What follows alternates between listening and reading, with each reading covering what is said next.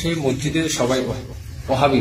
এখন আমি যদি মসজিদে না গিয়ে যদি বাসায় নামাজ পড়ি, এখন নামাজের যে জামাতে দাঁড়িয়ে যে নামাজ পড়ে ফজিলতটা কি পাবো কিনা?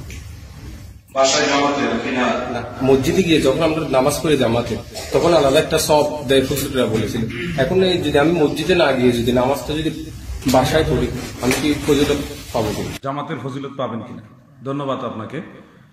প্রশ্নটা শিক্ষণীয় এবং অনেকে এই ব্যাপারে ভুক্তভোগীও বটে। অনেক এলাকায় মসজিদের ইমাম সাহেব আহলে সুন্নাতুল জামাতের আকীদার অন্তর্ভুক্ত থাকেন না। কেউ সরাসরি শিয়া আকীদার, কেউ সরাসরি খারিজি আকীদার, কেউ সরাসরি লামাযহাবী, মুজাসসিমা, মুসাব্বিয়া, বিভিন্ন বাতিল ফেরকার সাথে তাদের একেবারে ম্যাচিং রয়েছে। তো এই ধরনের লোক যদি সমাজের মসজিদের ইমাম হয়, আপনি একজন সুন্নি আকীদায় বিশ্বাসী, আপনি তার সাথে নামাজ পড়েন না, আপনি জানেন বাতিল ফেরকা যারা, তাদের সাথে নামাজ পড়া উচিত না, তাহলে ঘরের মধ্যে পড়লে সে জামাতের সওয়াব পাবেন কিনা?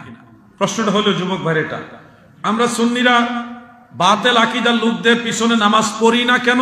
এটা আমাদের নিজস্ব সিদ্ধান্তের কারণে না, এটা আমাদের ফায়সালা না।